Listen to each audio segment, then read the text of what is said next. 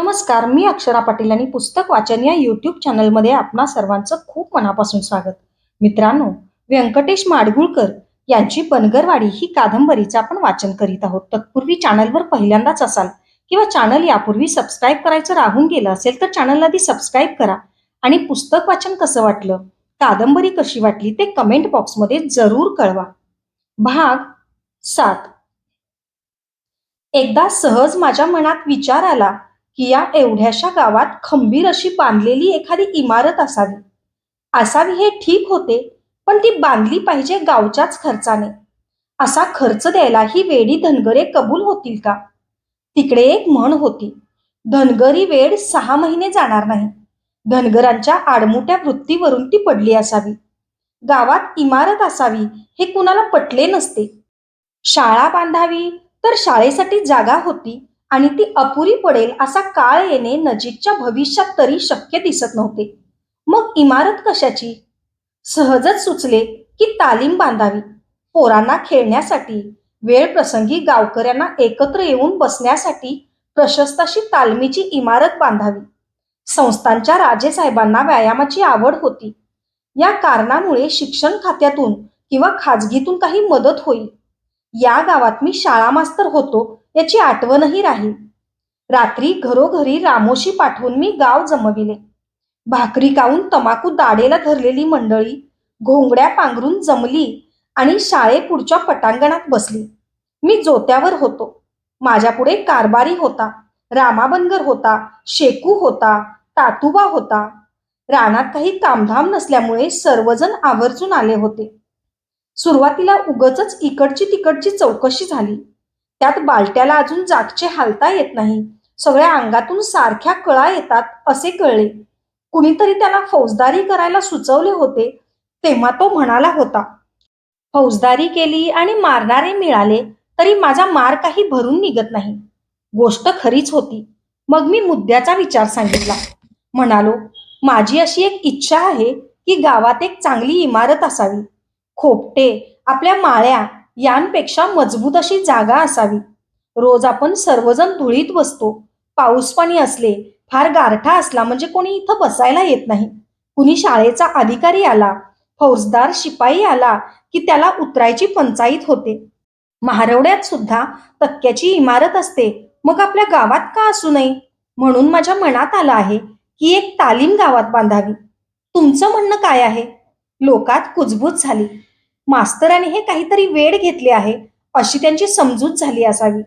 आपापसातच ते बोलू लागले तेव्हा मी ओरडून म्हणालो, आपसात बोलू नका तुम्ही. मला गाढव म्हटलं तरी चालेल, पण ते स्पष्ट म्हणा, माझ्यापाशी म्हणा. बाळा धनगर चावत चावत म्हणाला, तालीम बांधायला कुठं पैलवान आहेत गावात?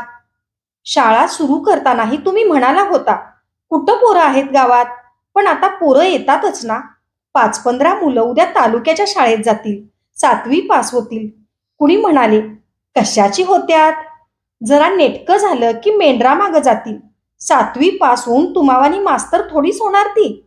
आमच्यातला कुणी शिकून अंमलदार झालेला आहे का तालुक्यात? म्हातारा कारभारी समजुतीने म्हणाला, अर आज पहिलवान नसला कुणी तरी पोरं खेळू लागतील.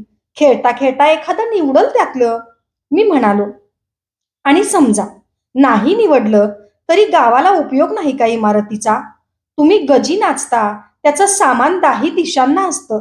ढोल एकीकडे, झांजा एकीकडे, लेझिम, बोथाटी, दांडपट्टा, कुणी ना कुणी खेळतं. ते सगळं सामान तालमीत राहील.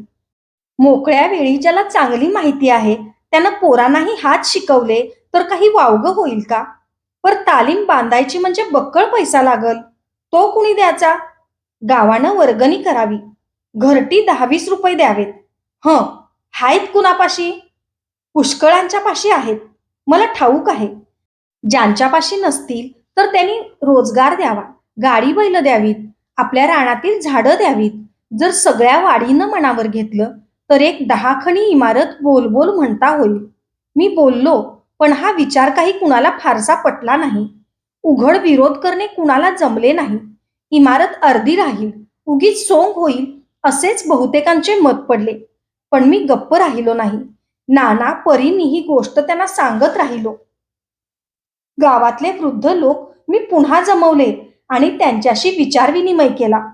ठिकठिकाणच्या गावांनी शाळा कशा बांधल्या आहेत, सरकारने त्यांची वाहवा कशी केली आहे, त्या गावांची नावे किती पुढे झाली आहेत, हे सर्व मी त्यांना सांगितले आणि त्यांच्याकडून होकार घेतला. ही माणसे तयार झाली तेव्हा साहजिकच गाव तयार झाले. एकाने करूया म्हणतात सर्वाने करूया म्हटले. घरटी 10-10 रुपये देण्याचे लोकांनी मानले. ज्यांची बैले होती, गाड्या होत्या, त्यांनी श्रम देण्याचे पत्करले. या 4-6 महिन्यात इमारत उभी करायची.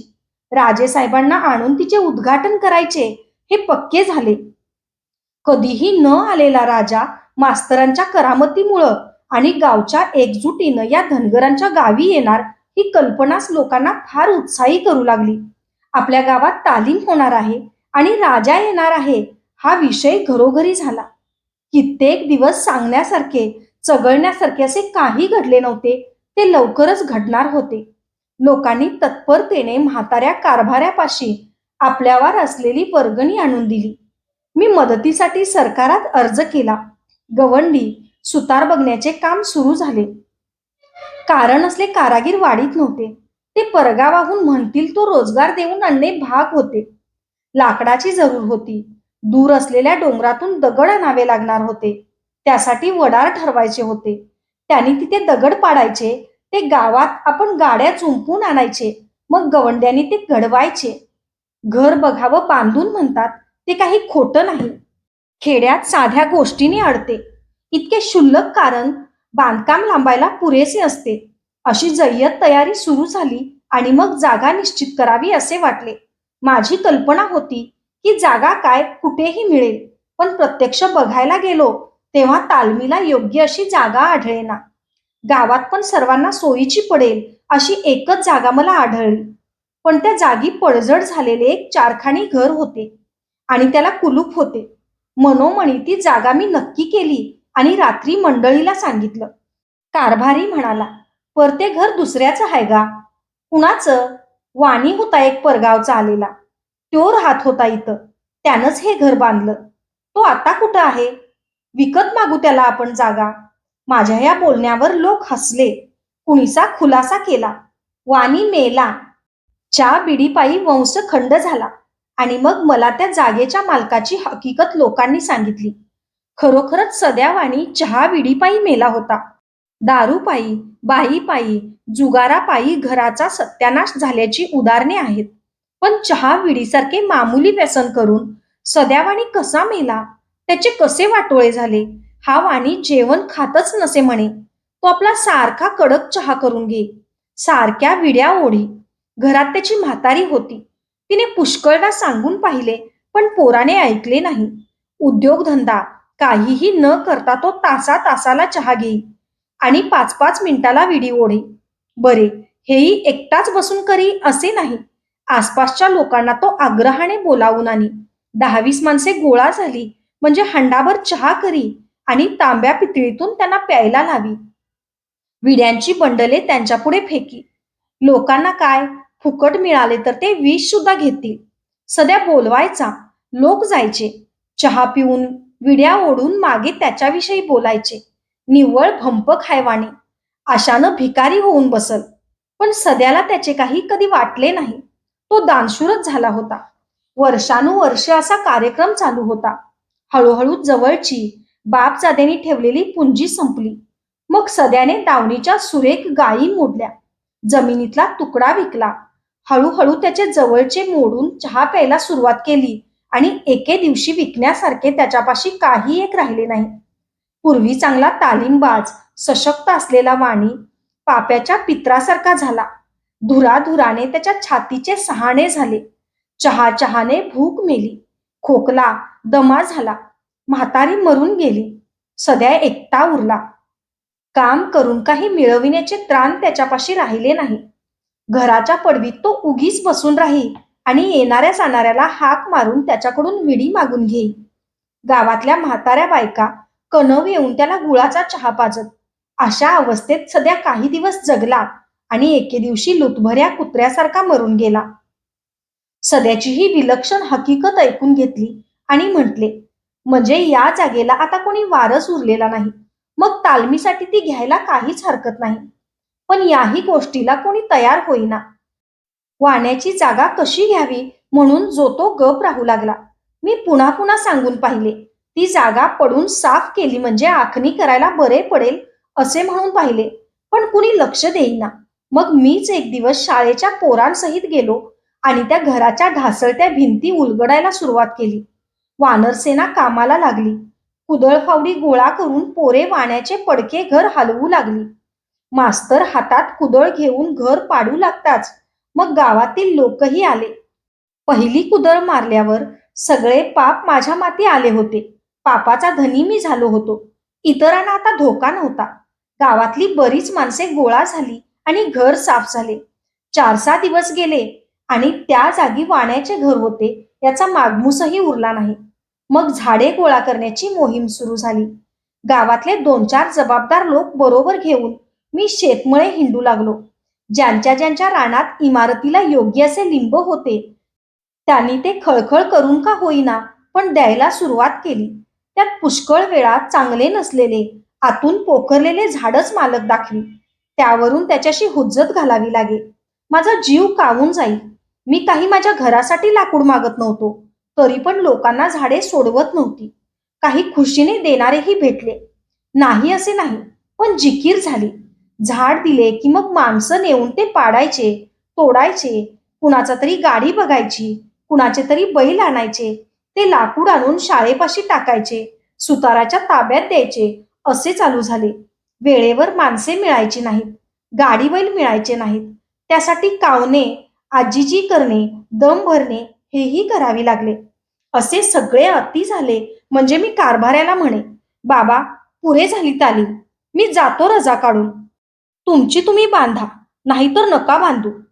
तुम्हा कुणाला जरुरी नाही तर मी उगाचच का रक्त आटवू. कारभारी माझी समजूत काढी. लेकरा, तू गेल्यावर कुठली र इमारत. केला एवढा आटापिटा पाण्यात जाईल. लाकडं कुजतील, दगडं पाडली ती लोक उचलतील. अर, इमारत बांधायची म्हणजे सोपं नाही. त्रास होयाचाच. 10 जणांचं काम म्हणजे त्यात म्हारकी आलीच. आता पत्करलंय ते कडेला नेऊया. पण मी काय ते मध्येच सोडणार होतो? छे, शक्यच नव्हते. आता तालमीची इमारत म्हणजे माझ्या स्वतःच्या यशापयशाची बाब होऊन राहिली होती. बनगरवाडीच्या आबरूची बाब होऊन राहिली होती. आसपासची लहान खेडी कौतुकाने या वाडीकडे बघत होती. ही धनगरे, वेडी मेंढरे यांच्या हातून असले काम कसे पार पाडायचे? मास्तर पुष्कळ हौशी आहे, पण नुसती हौस काय कामाची, असे म्हणत होती.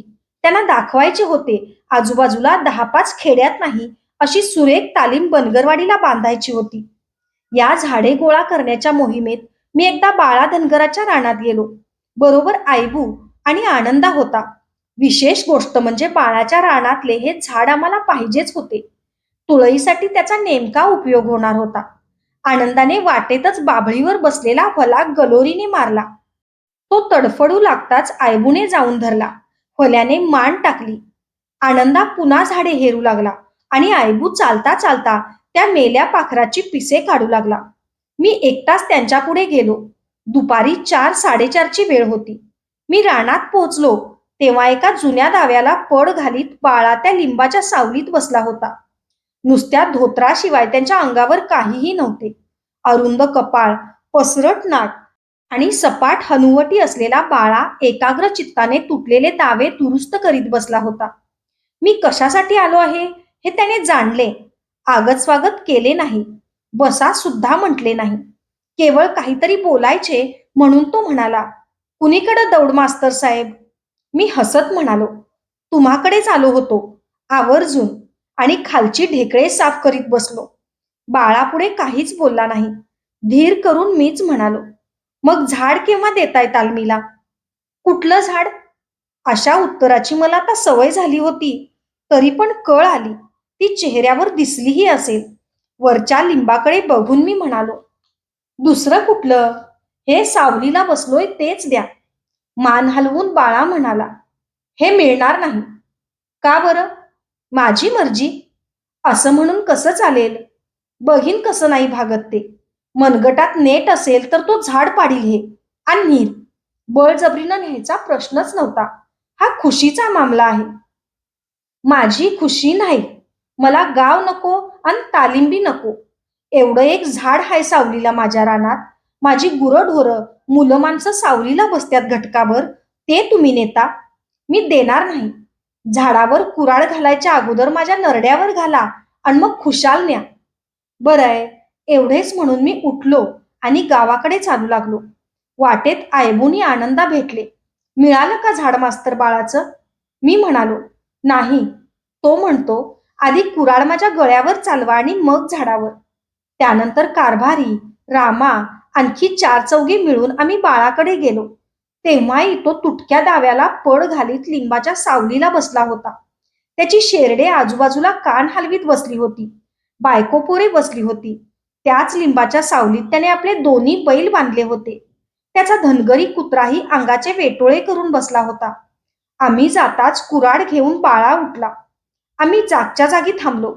हा महाकाय माणूस मारामारीवर येतो काय या शंकेने मी सर्द झालो आणि बाळा कुऱ्हाड घेऊन आमच्याकडे आला. त्याला तसे येताना पाहून कारभारी पुढे झाला. बाकी कुणाचा पाय जागचा हल्ला नाही.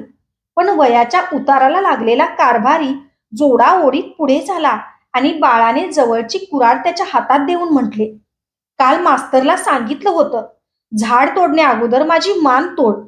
आता तुम्हाला सांगतो. एवढंच बोलून तो वळला आणि लिंबाखाली बसलेल्या आपल्या परिवाराकडे बोट करून म्हणाला, ह्या इतक्या जनावरांच्या, माणसांच्या माना तोडा आणि मग झाड तोडा. त्याच्या हाताला धरून कारभाऱ्याने त्याला सावलीत नेलं, खाली बसविले आणि म्हणाला, बाळा, गप्प बैस आणि माझं ऐकून घे. म्हाताऱ्याच्या हाताला हिसका मारून बाळा उठून उभा राहिला आणि हातवारे करून म्हणाला, मी कुणाचं ऐकणार नाही. तुम्ही लोक मला मातीत घाला. मी तालमीला बळ देणार नाही, झाड देणार नाही. मग काय होणार ते होईल. कारभारी अजूनही शांत होता. तू उगीच उतूच जाऊ नकोस बाळा. गावासाठनं एक झाड दिल्यानं तुझं घर बुडायचं नाही. बुडू ना बुडू, पर मी झाड देणार नाही. हे पक्क का? हा, पक्क. पंत सरकार आला तरी मी झाड देणार नाही. इंग्रज साहेब आला तरी देणार नाही. काय कोण मला फासावर देणार हाय ते देऊ दे. एवढे ऐकल्यावर कारभारी म्हातारा परत फिरला आणि हात करून म्हणाला, हा, चला महागारी. सगळेजण बाळाच्या उर्मटपणाने तापले. त्याच्या रानात सावलीसाठी एवढे एकच झाड होते ही गोष्ट तितकीशी खरी नव्हती. बांधावर लहान सहान लिंबाची झाडे होती. त्याला अगदीच उन्हात बसायला लागणार नव्हते. कारभारी चला म्हणाला तरी रामा बनगर हल्ला नाही. तो जोराला येऊन म्हणाला, बाळा, हे बरं नव्ह, तू पांढरीला डावलतोयस. बाळा ओरडून म्हणाला, मला पांढरीची जरूर नाही. आज 8 साल मी माझ्या जमिनीत राहतोय. हितनं पुढं राहील. मला पांढरीचा धाक कशाला दाखवतोस? बोडकीला बावाचा धाक काय र राम्या? हे ऐकून रामा आनंदात चवताळून बाळाच्या अंगावर जाऊ लागले. तेव्हा कारभाऱ्याने हातातले दांडके हाणून त्यांना मागे ढकलले. करारी आवाजाने तो बाळाला म्हणाला, बाळा, बोललास हे कडपातूर ने. पांढरीपाशी कधी येऊ नकस. आणि एकमेकांची काहीही न बोलता आम्ही सर्वजण रानातून गावात आलो. गावापाशी येताच म्हातारा म्हणाला, या बाळ्याला कुणी विचारू नका. त्याची जनावरं आपल्या रानातून जाऊ देऊ नका. त्याची नड अडचण जाणू नका. बघू दे मला किती दिवस कड काढतो ते. लवकरच ही बातमी सगळ्या वाडीत झाली. बाळा बनगरला वाळीत टाकले ही बातमी पोराटोरांना सुद्धा समजली आणि ती लगोलग अंमलातही आणली गेली. बाळाचा पोरगा बकरे कापण्यासाठी आयबूला बोलवायला आला तेव्हा आयबूने साफ सांगितले, मी येणार नाही. तुझं घर गावानं वाळीत टाकलंय. पर तुझा आणि गावाचा काय संबंध? तू बाहेरचा, दिल्या तुकड्यावर काम करणारा. मी फुकट काम कर म्हणत नाही तुला. शेरपायली मागून घे. तुझ्या शेरपायलीची मला गरज नाही. तू जा. ही गोष्ट जेव्हा बाळाला समजली तेव्हा तो पोरावरच डाफरला. पोराला त्याने 6 कोसांवरच्या तालुक्याला धाडले आणि तिथनं मुलाने आणून बकरे कापले. रानात काम करायला रोजगारानं वाडीतले कोणी येईना तेव्हा जास्त रोजगार देऊन त्याने परगावचे रोजगारी आणले. त्याच्या विहिरीला खारट पाणी होते म्हणून बायको 2 केळ्या पाणी वाडीच्या विहिरीला न्यायची. तिला लोकांनी बंदी केली. तेव्हा बाळा रोज 3 मैलांवर जाऊन तिथल्या विहिरीचे गोडे पाणी प्यायला आणू लागला. त्याने गुरे दुसऱ्याच्या रानातून न्यायचे बंद केले. त्याची पोरे शाळेत, गावात येईनाशी झाली. बाळा बनगराने पांढरी पुढे नमते घ्यायचे साफ नाकारले. तो चिवट माणूस आपला हेका चालवत राहिला आणि वाडी तो किती कट काढतो याची वाट बघत राहिली. धन्यवाद. अशाच नवनवीन आणि विविध विषयांवरच्या कथा, कविता आणि पुस्तकांसाठी पुस्तक वाचन बाय अक्षरा पाटील हे चॅनल सबस्क्राईब करा. आणि पुस्तक वाचन कसं वाटलं, कादंबरी कशी वाटली ते कमेंट बॉक्समध्ये जरूर कळवा. थँक्यू.